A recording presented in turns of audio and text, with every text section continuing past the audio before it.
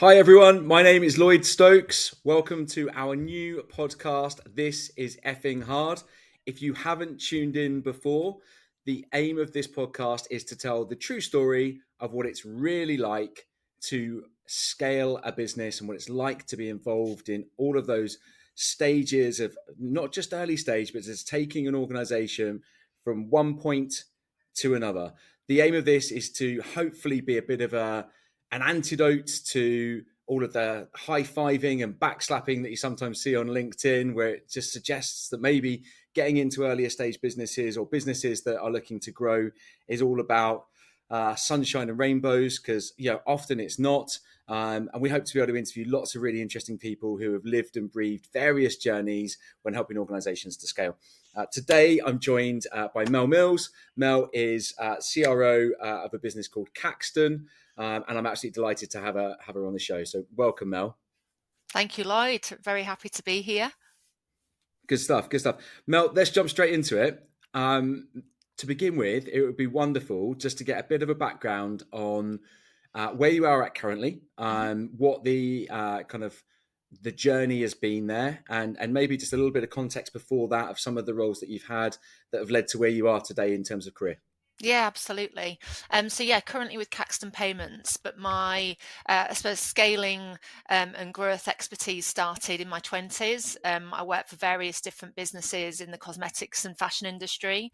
I actually set up my own creative consultancy in my mid-20s, which was, in hindsight, probably too young. I needed a bit more years of experience under my belt, but have been on that growth journey with both established scaling startup businesses over the last 25 years. Been building high performance teams, and most recently in the last 10 years, very specifically in the tech space, so both B2C and B2B technology spaces. Currently, Caxton FinTech, very well established, very well trusted payments business. But what we've done is really transformed certainly the B2B side of that business from a transactional FX model to a modern day payments as a service, software service model. And that's been a really exciting journey. We've kind of taken that team from 6 to 30 plus. We've got a partnerships team. We have obviously customer success, account management. We have partnerships, which is a real big part of what we do. So kind of transformed what we do on the front end, and we've had some really exciting kind of that growth phase. So we'll talk about that today. Love that. And obviously, we've talked numerous times before about how we originally met, but I'm familiar with Caxton from very early on in my recruitment career, actually, and seeing them as a very traditional FX brokerage alongside so many others. And so to see kind of firsthand how that world has actually developed and changed, and maybe not in all of those organizations, but certainly at Caxton, the job there has been it's been an incredible journey, I know. Before you kind of got into the fashion space, the FX space, revenue leadership, I know earlier on in your life, horses were a big thing. And that growing up, that was maybe the direction that you hoped that you go in. Yeah, I mean, highly competitive, which is the kind of common denominator with kind of commercial and wanting to be an international event rider, is, I suppose, the competitive nature and the resilience you might have. But yeah, that wasn't to be for many reasons. And then I suppose around the age of 15, I was really passionate about, as many young ladies are, fashion and cosmetics. So then decided that I wanted to set up my own business kind of focused on fashion styling in London at 15.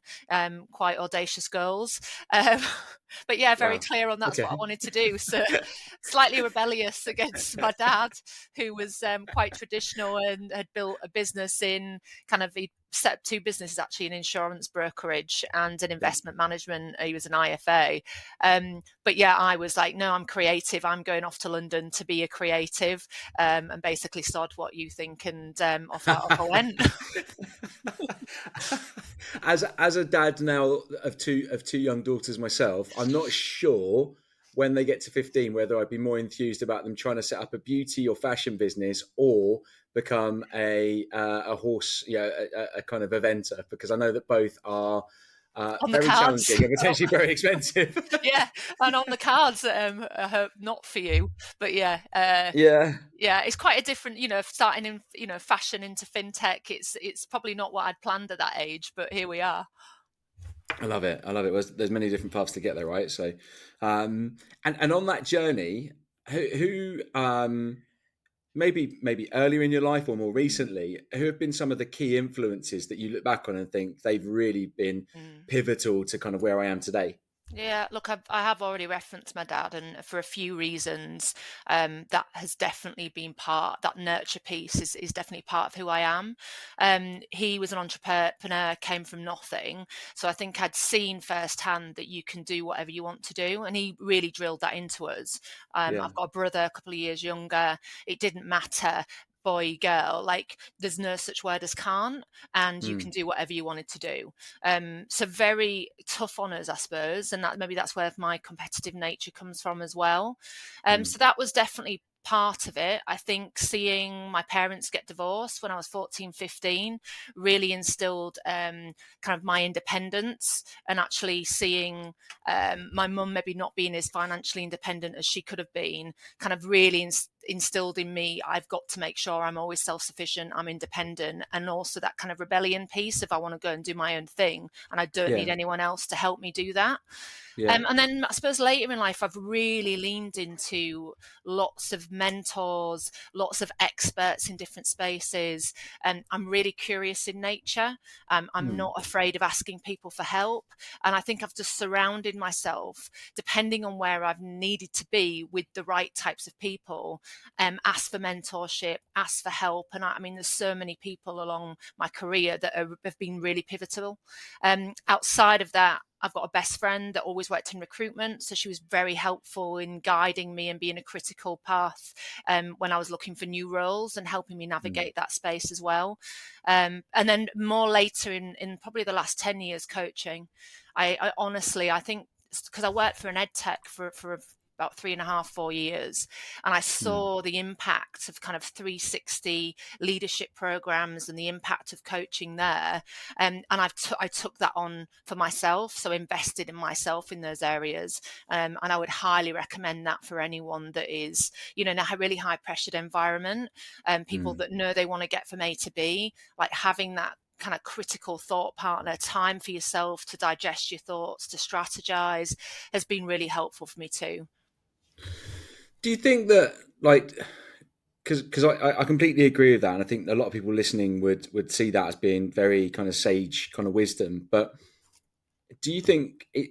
I found that a hard thing to do because my family background is that my parents divorced a little bit later, but yeah, they probably won't mind me saying the writing was on the wall a few years before it happened. So Yeah, same. from kind of from mid teens, I was I just got on and did things the way I wanted to do them. I was very independent. I left home to start working at 18, um, and so I had this attitude of I'll solve all the problems that I face, Mm-hmm. and I think that served me quite well.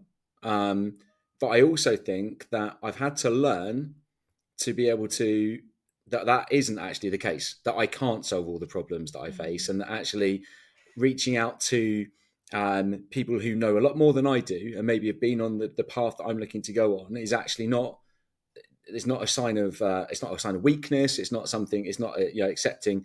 It's actually just being able to recognize that you are you need help and you need support, and that's actually a real positive. Was that? Did you find that a challenge at some point as well? Was there a point where you reflected and went and saw that you suddenly, or have you always just been very open to seeking advice and guidance and feedback? Yeah, I hate to say it, but maybe it is a bit more of a male female thing. Um, it wasn't an issue. It hasn't been a blocker. I wasn't afraid to do so. Mm, And especially because I've changed like career paths and industries so much, that mm, actually me it fast-tracked my ability to Yeah. progress in certain industries by connecting myself with like thought leaders or experts or people that were doing really great things in spaces. And also I think it's part of the way that I learn. I'm very Yeah. self-aware, and actually some people might find it a lot easier to go and read a book or to go and do a degree or some type of like traditional learning. For me, Mm. it's all around like learning by doing, and I absorb information when it's more spoken rather than Yeah. it being written, or that type of thing. So I think just embracing and like, and what's the word I'm looking for, when you everything around you is that thing that you need to Interesting. learn. Immersing, thank you. Yeah. Yeah. Yeah. Immersion of me in an area that I needed to learn just meant I fast tracked. And also people are very gracious, like people quite like sharing knowledge when you ask in the Yeah, right they do. way. And honestly, like so many people that I can mention, Maria Mason, you know, I've had coaches, I've got Jeremy Hyman, I've got Ryan Ward. I mean, and I'm maintaining the relationships as well. Like, Mm. it's not about using someone for a period and then dropping them. This is about maintaining relationships, giving back. And I do a lot of giving back in kind of the more junior ranks now, of people where I can see they might need some help, where Yeah. I'll set up mentoring for my team. I think it's just that awareness of the impact that it can Hmm. have. And people, as I say, people are all different. For me, it was a quick route to, and I suppose growth is my strap line, right? And it's Mm. pace, and how do I get there quicker? And that was just the route that I found quite easy to take. Makes sense. Makes sense. I'm basically too stubborn. That's what I've just learned in those last few minutes. Sorry, Lloyd. I'm working on it. I'm working on it. Within the companies that you've so Caxton, and even just before that as well, where you've seen real growth and real scale, is there a stage or a challenge that you've consistently faced that you know is that's the hard part, like that's the hardest part? Obviously it can all be hard at different Mm. stages, but is there a point that you can see, or a commonality across businesses where you go, that is a really hard point? Honestly, I've worked in very different businesses at very different stages and in very different industries. Mm. And for me, it's more about actually accepting that there's different levers for different businesses, and not just going in with the same rule and the same way fits all. That comes from really understanding like whether you've already got a customer base, speaking to the rest of the team. I think there's a real people tend to like jump to think that they already know. Well, actually take the time to actually speak to the customer client base, to the rest of the team. I think that Mm. is a really important part of then knowing what the right strategy is to implement. Yeah. And that is obviously different for B2C versus B2B as well. Mm. So for me, there's been some key levers that I've used which have worked, but then have absolutely not worked in another business. Yeah. You see something work once and you think, well, let me replicate that. But actually, if it's a more complex business, if it's a different audience or stakeholder you're speaking to, you really have to be careful to pick and choose the right thing. Mm. I look, fundamentally, partnerships and relationships is what I've always lent on, right? As a scale lever, as As a something that scale, you believe. Yeah. Yeah. absolutely. And even going back to what we were talking about earlier around actually being curious and wanting to learn and understand, you can build a network around that, and actually that can be part of your go-to-market strategy. Hmm. So I think partnerships, actually spotting opportunities, other people or other businesses in a space that you want to be that would top and tail your solution, has been a Mm. really great way to kind of make sure you're speaking to the right people, learning quickly, utilizing their client bases to fast track your kind of brand in a new space. Mm. We often hold kind of thought leadership lunches or dinners. We gaining that feedback, gaining that intelligence from key people in a space is a real quick way to kind of fast track where you want to be, and to launch a new product. Aside from that, I think probably more on the B2C side, and actually really listening to the team, is what happens naturally is people are great at certain things. Not everyone is good at end to end. So what I'd seen within a specific the EdTech business is we had a Mm. core group of established business development managers that were onboarding the individuals onto this kind of 12-year premium program. What they really didn't like was deciphering through the applications and figuring that out. And what they were great at was kind of the demoing and the selling and the more challenger stuff and getting people on board. So to bring in like an SDR team that were doing some of the, I suppose, the grunt work, but actually they really enjoyed that part. Their skill set was better placed in that kind of initial stage. I think that was it was a really quick way to fast track and double down with less expensive team members generally doing a part of the puzzle that the seniors didn't want to do, which kept them, because then they didn't want to leave because they didn't have to do it. So the retention was there. People were doing what they enjoyed. That really helped with kind of scale. We were going from seed to kind of series A, series B, and building that mechanism worked really well for us.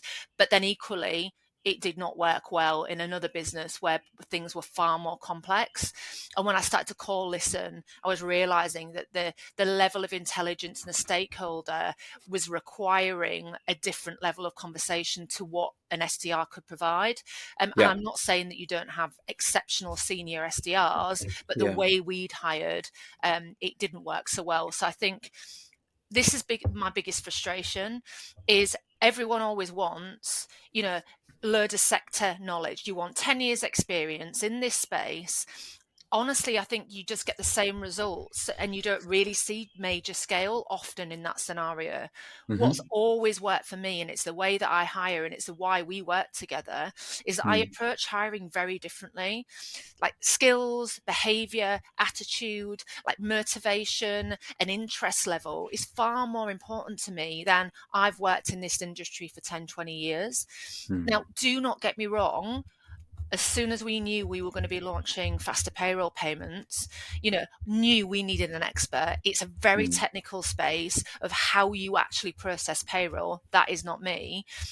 So you bring in experts, but more operationally, not as the sales, but more as the expert in-house that helps develop your product, helps talk that technical language, and actually accept that people are great at certain parts and actually bring the really diverse team together. That's where you get real success. Well, it has been for me anyway. Yeah, I mean, obviously, I agree. I think we've talked about this many times before, but I think that the thing that I would encourage probably founders the most who are listening to this is that, and I'd love your take on this, because I interviewed somebody the other day who talked about this, who said, if I'm a founder today and I'm looking to hire somebody who's going to lead my revenue function, I don't want to find somebody who comes in and says, this is how I've done this for the last 10 years, because actually the world that we are in right now and the way that AI in particular, everyone talks about, but it is impacting the sales motion in a way that no one's ever seen before. That playbook that you wrote 10 years ago is not really Redundant. relevant. It's Yeah. redundant now. Yeah. So actually, founders typically, you would see them often go for the lower risk hire, and prioritize proven background and experience in sector, and somebody can come in and do that. But and there is a balance. I recognize that. You have to get a level of experience and a level, someone who's walked the walk. But yeah, I think there's a real change happening on that side of things, and I think that specifically founders listening to this would be wise to consider that when making those revenue hires. Yeah, for sure. I mean, look, they say the higher the risk, the higher the reward. And it shouldn't just be seen as a risk because one person hasn't worked in an industry for 10 years. What they're bringing is outside sector experience. They're probably bringing fresh ideas that haven't been used in that very specific sector. Look, I know you speak to a lot of tech leaders. I just think that the evolution of technology, the fact that often you're selling into lots of different end businesses as well, right? So they're thinking differently to the way that you think in your tech business, that are just having a diverse workforce, or someone who's just proven that agility over a period of time shouldn't then hold you back from not being exactly aligned to this very specific sector experience. You can bring someone in that isn't your revenue leader or whatever senior leadership person, to kind of bolster that part. So I think for me that point is um, one of the key questions that I'm going to ask absolutely everybody in this podcast is around the biggest myth or the biggest load of BS that exists when it comes to scaling a business, and that's definitely a key thing. Yeah. I fundamentally believe that.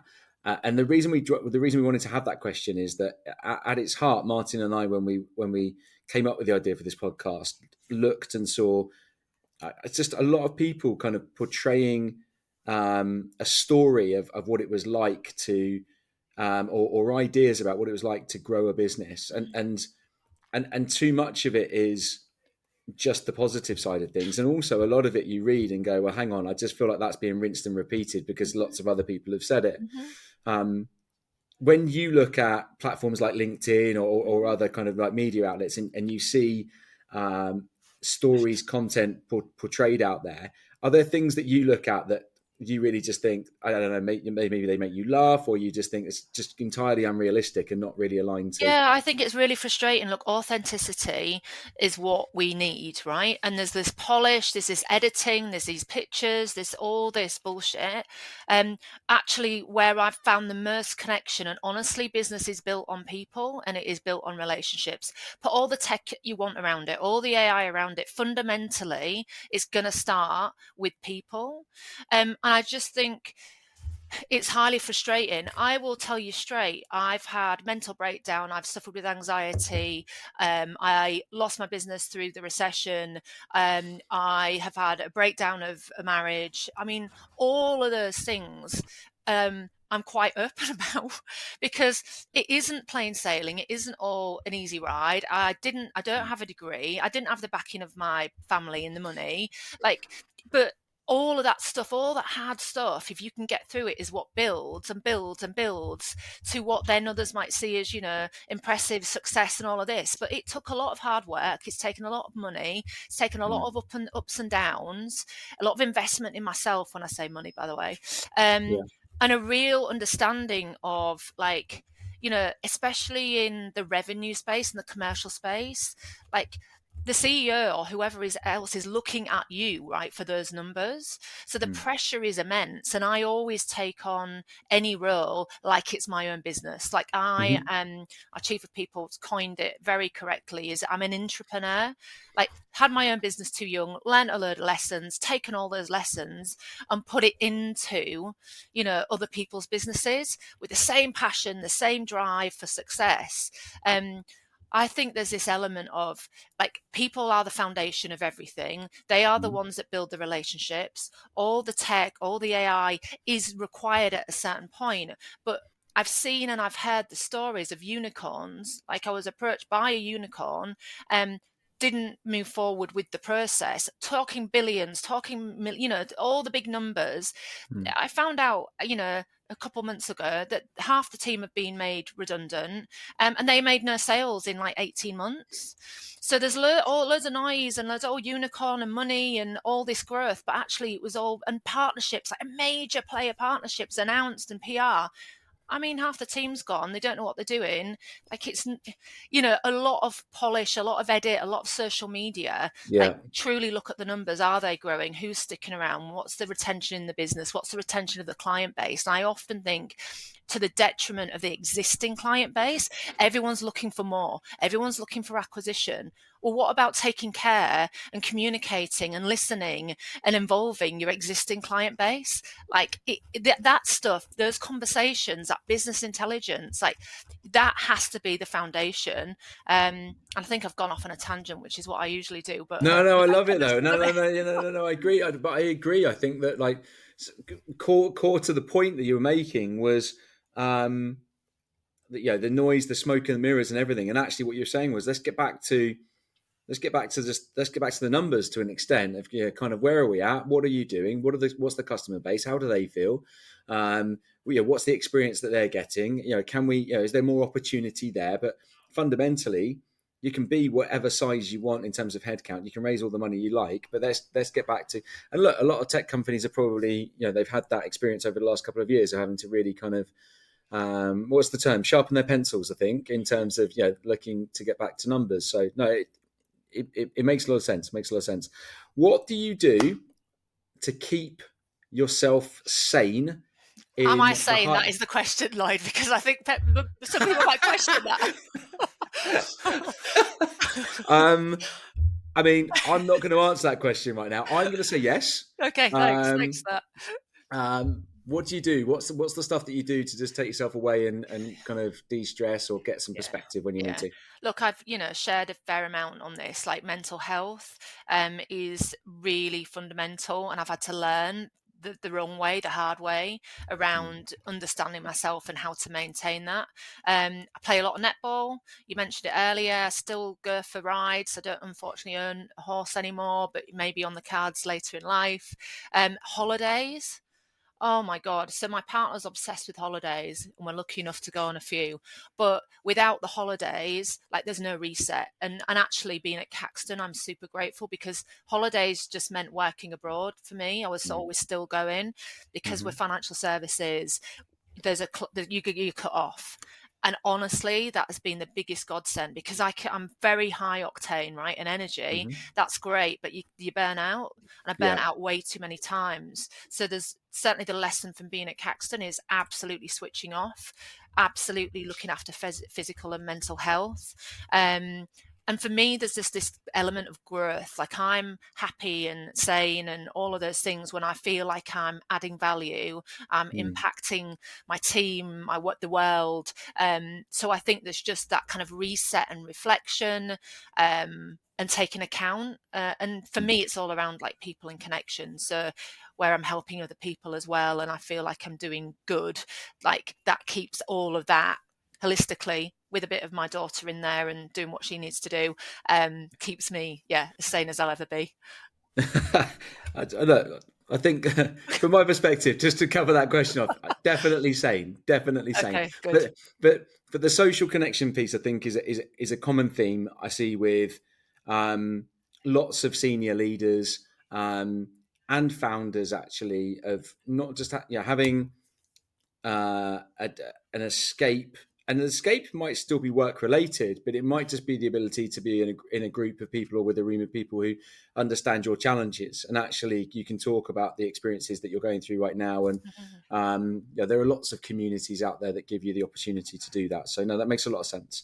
Final question before we wrap up. To founders and you've obviously been a founder, worked directly for founders and senior leaders. Is there a single piece of advice that you would give them when it comes to trying to scale a business? I think just in business in general, not just relating to scaling, but is listening. Like listen. Just listen. There's too much noise. Yeah. Too many people talking, too many people selling, too many people not curious enough, too many people thinking they know it all, too many people, too much, technical speak, just too much. And if there's just one thing, it's the easiest way to then, have a happy workforce or to spot an opportunity for a business or to solve a problem. Like you spoke a lot about solving problems. We're here to solve problems. Hmm. But if you're not listening, then how are you solving any problems? And I think as a founder, you've probably got this amazing idea. In the past, I've had them, this amazing idea and this preconceived idea of what you want to do and where you're going.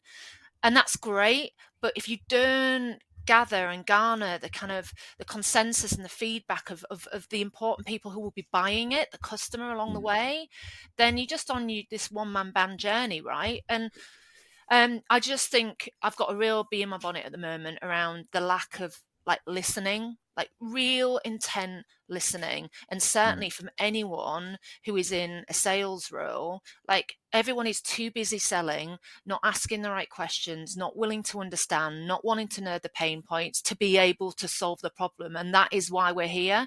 The only reason you should sell anything is because it's really solving a problem. So that would be that for me. It's a great piece of advice. I think actually, do you know what? I've in the last couple of years, I've spoken to and seen quite a few software companies founded by first-time founders who've designed some really, really interesting software. But actually, it doesn't solve a problem. Mm. So it could solve a problem. It has the ability to be able to solve a problem, but they already think it is solving a problem, and it's not. And actually, and that's not my take on it. That's other people that I've spoken to who, I kind of introduce, make conversations, and they come away from those conversations and say, really interesting what they're doing, but actually that's not solving a problem at the moment. And Mm. until it does start to solve a problem, you can't really sell that. There's nothing to sell, because who would you sell it to? Yeah.